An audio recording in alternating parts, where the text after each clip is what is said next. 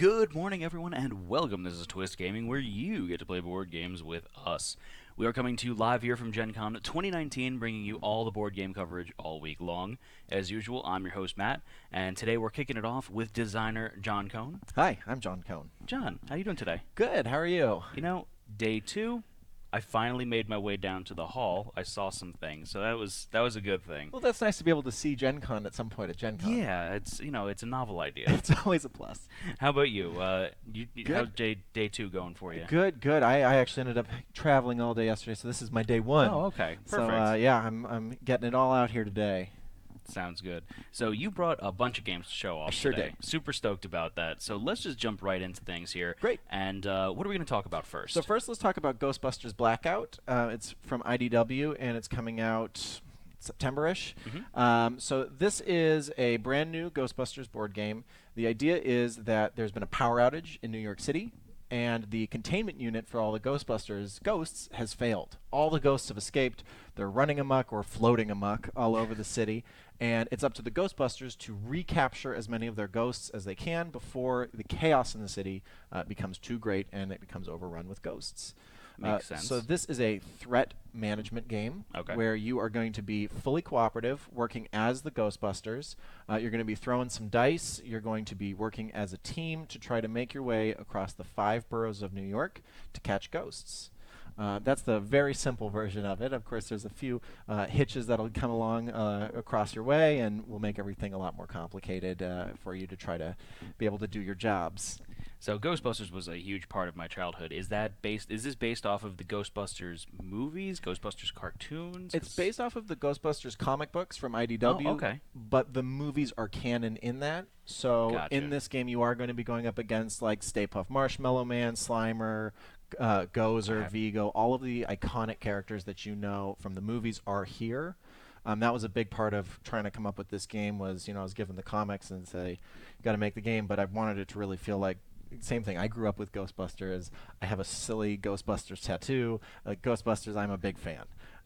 So I really wanted to capture the feeling of those movies and also let you be telling your own story at the same time. So yeah, you're going to be getting a character. There are 8 characters, so the 4 that you know, and then 4 from the comic books. One, of course, is Janine, so you know her from the movies and in the comics. She becomes an actual Ghostbuster. So you get your own set of colored dice. They're specially tooled dice for this game, so you've got, we may want to pop let's set. do it up close and personal. Yeah, of those. over here.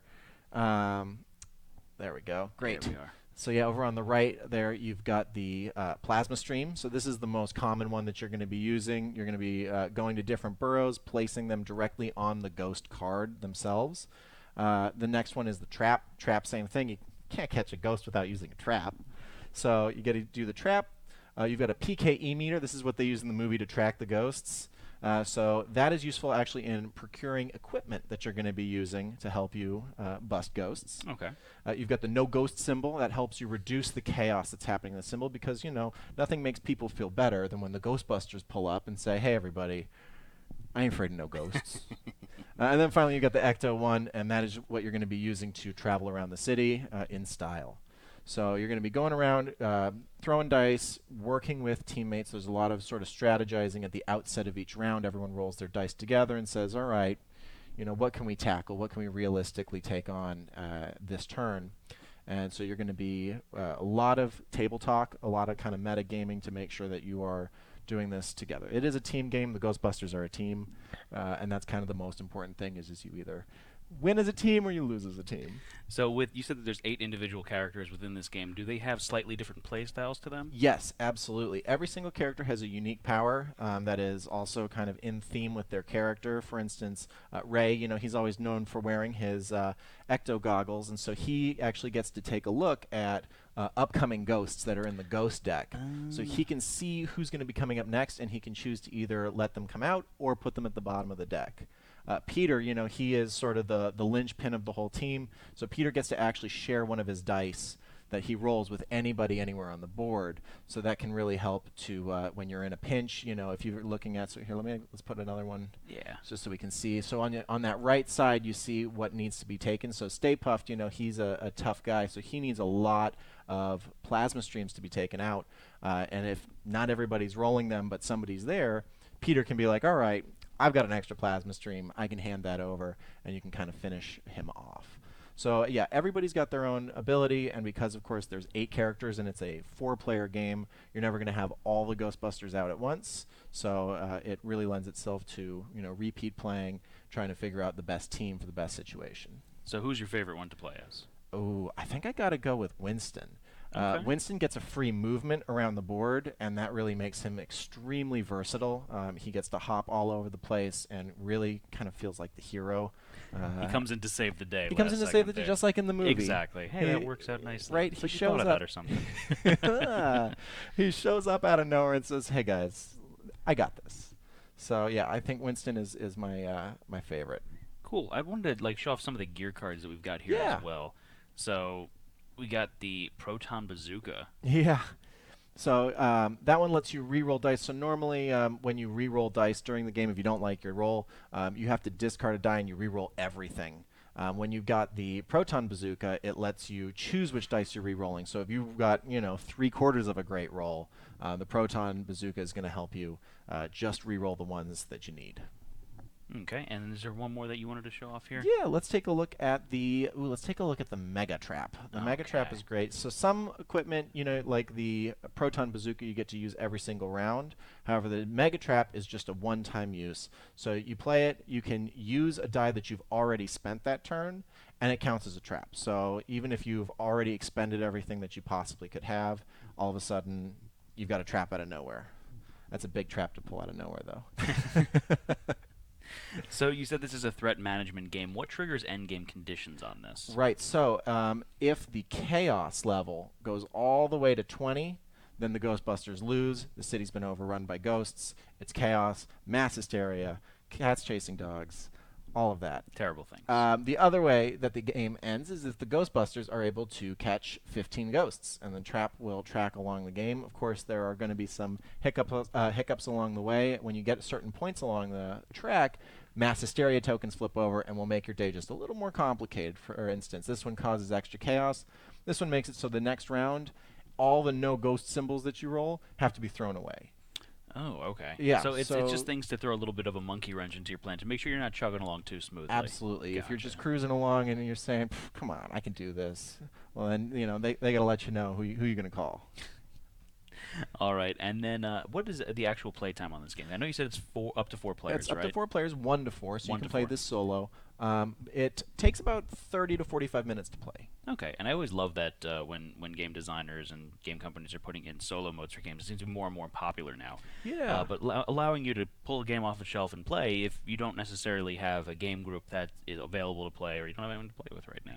Right. Yeah, there are always going to be 4 Ghostbusters on the board. The team is always 4, so whether you're playing as 1 player or 4 players, you're always going to have the same number of characters out there. It's just a matter of who's going to be controlling what characters. So, as the designer of the game and a lover of Ghostbusters, Sure. is there something that you really just I have to include this in the game? One mechanism, one story arc, something like that you're just this needs to be in here. Yeah, so for me, I needed to have those classic ghosts. At first when they said you're going to be doing it based off the comics, I got a little worried, and I thought, well, are all my favorites in there? Is Gozer in there? Is Vigo in there? And they said, yes, it's canon. You are allowed to go through all the comics and take every picture you want. And so I went through all the comics with my iPad, and I start screenshotting every single one. I'm like, page 34, that's a great shot of Vigo. So yeah, I was just thrilled to be able to have everybody that I wanted included in the game. Fantastic. Yeah. Alrighty, so All right. anything else about Ghostbusters Blackout that you I wanted think to we've talk hit about? it. No, I think Perfect. that's a pretty good overview of the game. Awesome. All right, so let's move things over along the right. table here. Over to this side. And what have we got Ooh. to show off now? So this game is called Grindhouse. This is a very different direction than Ghostbusters. This is a narrative-focused horror game. It's a survival horror game for 2 to 6 players. And in this one, the idea is you're playing as some characters who maybe are a little hard up on cash, and they get this invitation. If they go to the Grindhouse, an infamous location where these deadly murders happened, if they can stay there all night, they win $10 million. I'm in. But it's not quite that simple. Okay. Survival in this instance may cost you literally an arm and a leg. In this game, you are playing as a group of survivors who are going to be in these randomly dealt out rooms. There's 5 rooms that you have to make your way through. Very narrative focused. The rules of the game are basically printed on every card because every card is a totally unique narrative experience. There's over 120 different rooms in this game, so there's a lot of room for replayability here. So what happens is you're going to be going in rooms. For instance, you enter the bathroom here, and so this one says, I'll just read the card, you enter a grimy off-white tiled room and wonder if it's ever been clean. Upon further inspection, you realize that in the bathtubs, there's not water at all. These tubs are full of broken glass.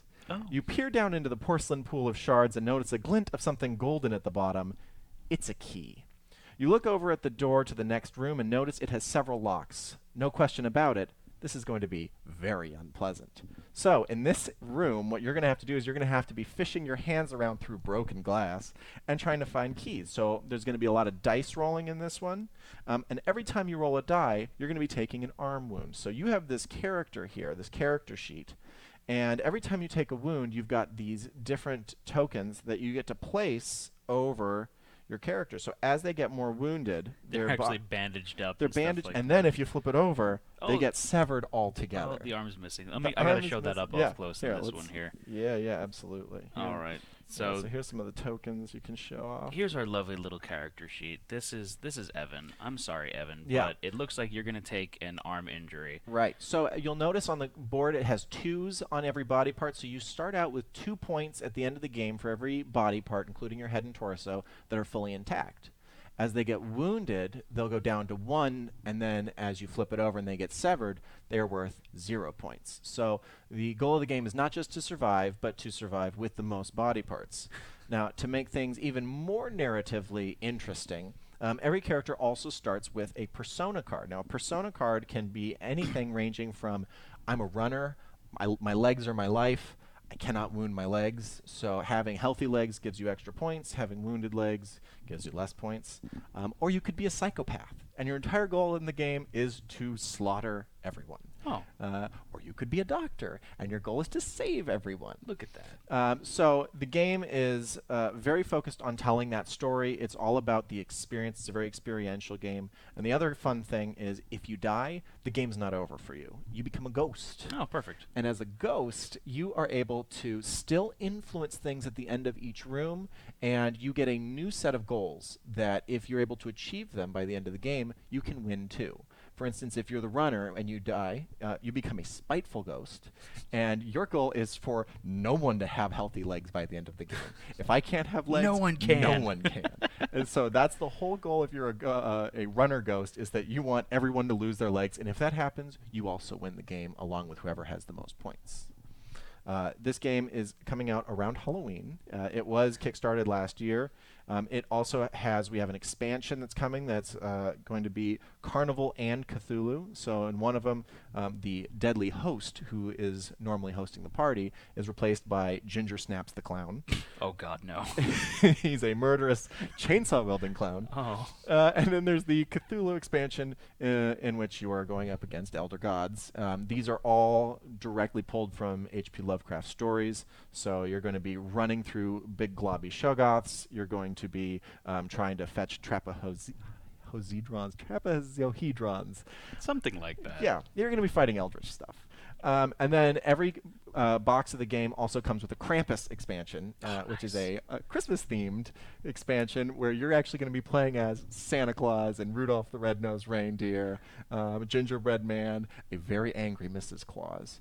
And you're going to be going through Christmas-themed rooms, some Christmas story-themed rooms, and you're going to be obviously at the end facing off against Krampus himself.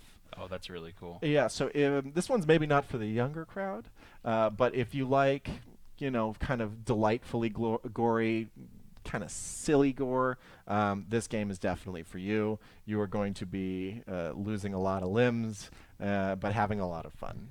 So it very much has that 1970s horror movie cheesy vibe where Yes. someone's arm gets cut off and the blood is just spraying all over the room. Right, right. And then he's like, I'm good, let's keep going. Yeah. There's actually a persona called Stump, where your goal is to end the game with no arms and no legs. That's just always been your dream, to have no arms and no Oh legs. boy! And then you throw him in the water. His name's Bob. Hang him on the Exactly. wall. His name's Art. Oh, so know you've that seen one. this Yeah. story. Yeah, and so again, every room, some of the rooms have multi-paths as well, so even if you get the same room twice, it's still going to be different.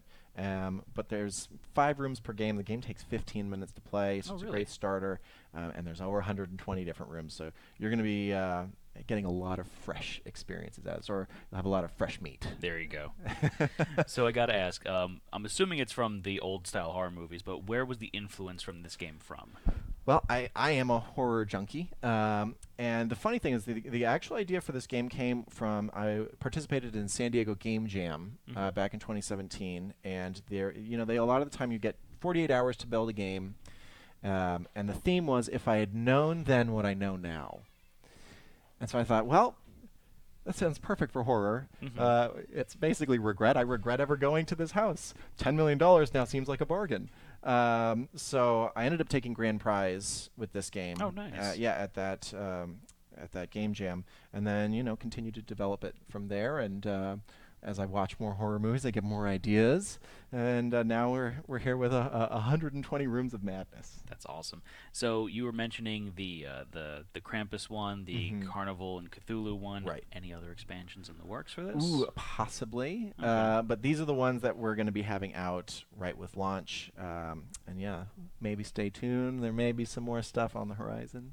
Sounds good to me. Anything else from Grindhouse that you wanted to mention? No, I think we're good. There's a lot of different characters, a lot of chances for great storytelling.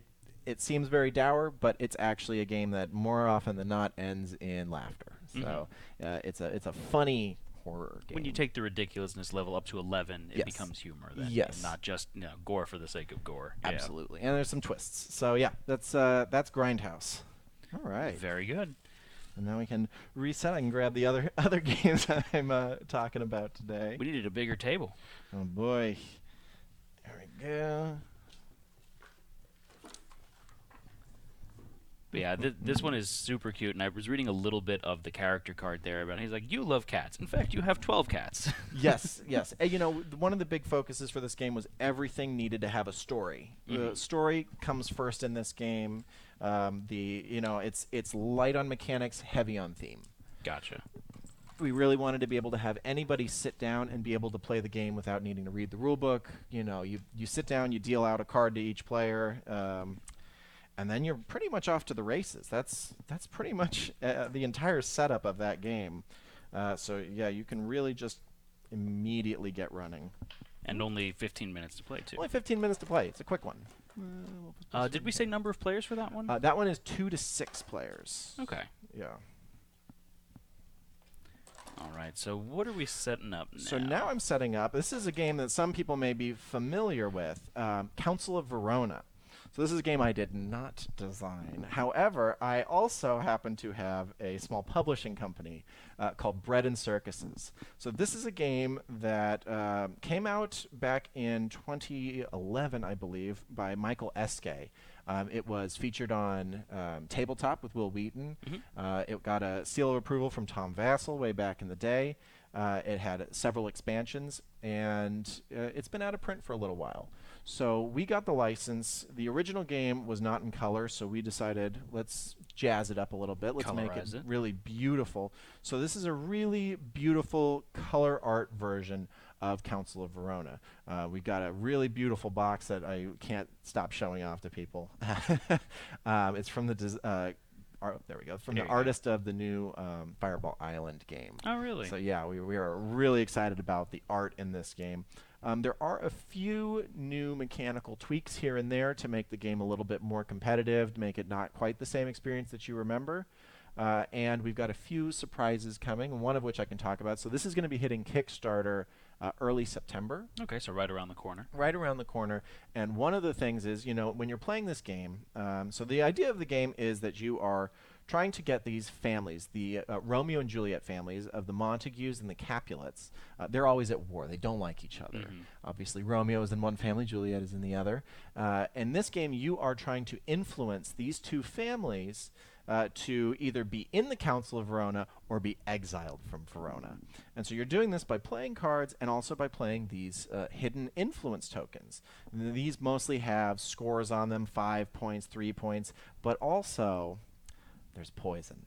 So if you poison a character, and you don't know until the end of the game, so you're placing these tokens and you're thinking, oh boy, I've got so many points, ho ho ho, look at me, I'm just cruising right along, and then the end of the game comes. I was poisoned. And you flip over the tokens, and all of a sudden your big 5-point win is sitting with a poison token, and that character dies, and you no longer get points for that character. So the goal is a pretty simple game. It's easy to pick up. Also, it's a 10-minute game, nice. up to 6 players. But one of the big things when I play the game is I've got all these tokens, and I'm constantly like, which ones do I have, and where are they? Because they're face down, they're small tokens, and you're placing everything face down during the game. You don't get to see any of the tokens that are played until the very end of the game. The big final reveal. It's the big final reveal. So there's a lot of, I like to think it's a Romeo and Juliet game, but it also feels a little like Princess Bridey to me, like the Sicilian, when you're sitting down and you're playing a game of wits. Yeah, you would have put the poison on me, but you knew that you were going to put the poison on me. Exactly. Yeah. There's a lot of that. So there's even a 0-point token that you can place to fake people out and be like, oh boy, I'm putting all my tokens on this guy. And it's like, no, that was a decoy. You can kill them. I was putting it over here the whole time. So one thing that we wanted to do, and this is going to be our big reveal when we have the game come out, is that we've got player screens. So player screens that let you have your tokens face up. You can kind of strategize. It's going to have the rules right there on the screen as well, so you always know exactly what you're dealing with. Yeah, so if your memory's not great, if you've got a short attention span, it'll be easier for you to see exactly what you got left over there. Exactly. The other fun announcement that I'd like to make today about this game is that we have a variant version of the game that's also going to be coming out with the Kickstarter. Anybody who backs this game is also going to get the variation. It's called Council of the Creepies. Council of the Creepies. The Creepies was a game. I made a game back in 2017 called King of the Creepies. Very punny game, very silly cartoony characters like Hannibal the Cannonball, Judo Chap. He's a master of UK Roddy, by the way. Real groaners, but they're all very colorful cartoon characters. And so if you wanted to play this with a little bit of a different theme, and although it plays very similarly, every card is different than this. So it's a variant game. It's called Council of the Creepies. That's going to be a free gift to anybody who backs this game. And instead of getting poisoned or getting antidotes, in this one you can get backstabbed. Or front stabbed. Oh, front stabbed. Front stabbed. Does the front stab cancel the back stab? Front stab means, so normally you're playing all of these tokens face down. Front stab, you play it face up and you say, nope, this character's dead. Oh, okay. I killed him. I front stabbed him. I wanted him to know that I was stabbing him. So that is Council of the Creepies, which will be free if you buy or back Council of Verona when it comes on Kickstarter this September. Very cool. So you mentioned the antidote here. How does that one work? The antidote. So if let's say I put the 5-point token here on Roslyn, and then I think, somebody put a poison here, I can put an antidote just to be extra safe. So if there's a poison there, the antidote will cancel out that poison, and that means that they will be saved. Perfect. Yeah, so you can kind of rewrite your Romeo and Juliet story. There or you maybe Juliet had an antidote. Yeah, she had an antidote the whole time. She was fine. It's all good. It was, it's just it was a ruse. There you go. Yeah, so that is Council of Verona. All right. Yeah. I think we got one more, right? Yes, if we've got time. Oh, we definitely have How are we doing time. on time? Very good on time. All right, great. Okay.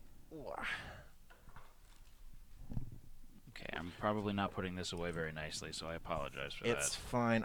That's a early copy, and so I was literally just down in the lobby opening that up and getting all the punch off of there just now. All right. So this game that I am setting up right now is back to something that I designed. I co-designed this one with Dustin Jenkinson. This game is called Animalchemy. This game is coming out. It's also going to be a Kickstarter game from Card Lords. This one is launching August 20th. Here we go. Let's get some potions up in here. So this is a set collection game where you are playing as magical animals who are also wizards and also alchemists. Oh, perfect. As the name implies. If you can't tell by this point, I'm a big fan of puns. I love it. We here at Twist Gaming are very big on the pun train also, so Yeah, we can appreciate if it's that. not super obvious from talking about the creepies, I'm a big pun guy. It's the pun life chose me. I didn't choose the pun life. It's a blessing sometimes, but if you talk to my girlfriend, it could also be a curse. So this game is a set collection game. You're going to be playing as one of these lovely magical animals, and they're not the kind of normal animals you see in a game. I feel like a lot of the time they're kind of standard. So I'm playing as a dog. I'm playing as a cat. Yeah. We're playing as a honey badger. We're playing as a sloth. Oh, all right, a pangolin. A pangolin? A pangolin, a fennec fox. I'm a big fan of the sloth. I think sloth is my favorite. The sloth is adorable. Yeah. He's so happy. He's so happy. The art in this game is just gorgeous. So the idea of this game is that you are going to be collecting ingredients. When you have the right ingredients, you're going to be buying potions or brewing potions, rather. That's alchemy, after all. So, for instance, this essence right here is going to take one bone and one mushroom. Let me, put All that right, there. so that's then our I can actually essence. explain what I'm talking about. There we go. So that one's going to be one bone and one mushroom. Okay. So then you're going to gain these potions, and from potions, you're then going to be casting spells. And so here's a good-looking spell right here. Endure. Endure. So that one, that's going to take, what is that going to take? That looks like it takes an extract and a honey. So, and then you'll see there's a point score at the bottom. So not only do spells give you a special ability, it can give you a buff, it can give you an advantage, or it can also kind of work against your opponent. You can sabotage other people with spells. But the other nice thing that spells do is that they give you victory points, and that's the little number down at the bottom. The goal of the game, obviously, is to have the most victory points by the end of the game. And so you're going to be looking at what spells are out. So spells are randomly shuffled at the beginning of the game. They're dealt out, and you kind of look and you see what's on the table, and you think, all right, I'm seeing this, for instance, this transmute here. This is going to take one poison, and it's going to take one tonic. And so I may be really set up really well early with a lot of bones. And so it's like, all right, well, let me start using some bones. Let me start building some poisons. Let me start building some essences, some tonics. And then I can get that spell.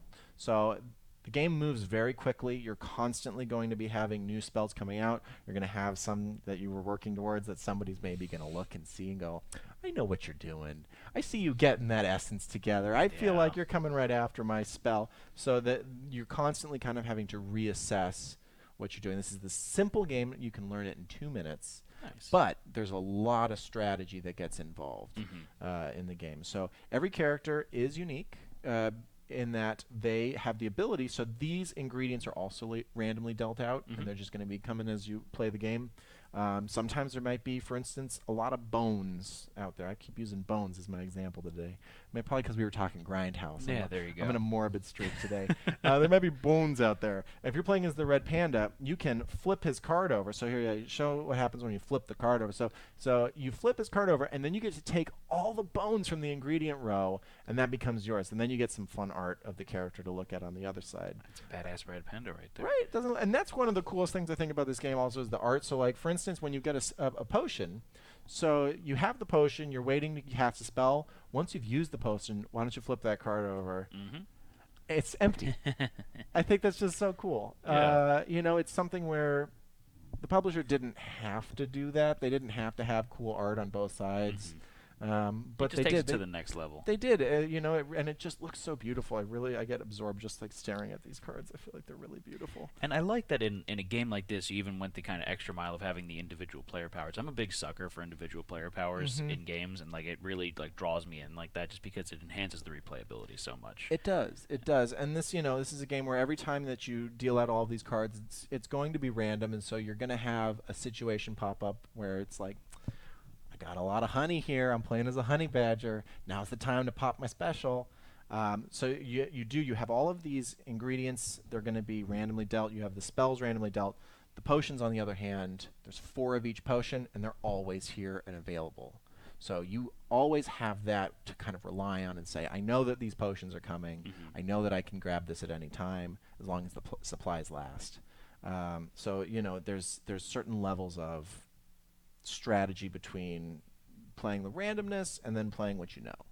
Gotcha. If that makes sense. Yeah. Yeah. So which is your favorite one of these critters to play as? Oh, here? the sloth. The I sloth? love the sloth. He just looks so fun. I also like the fennec fox because he looks kind of steampunky to me.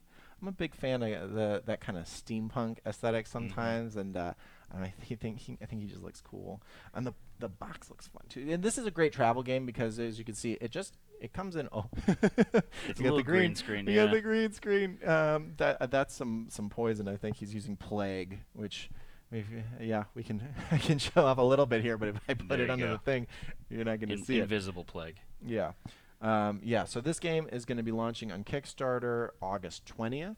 Oh, that's real soon. Yes, it's right around the corner. I'm literally coming straight from here. I'm going to be going and demoing it.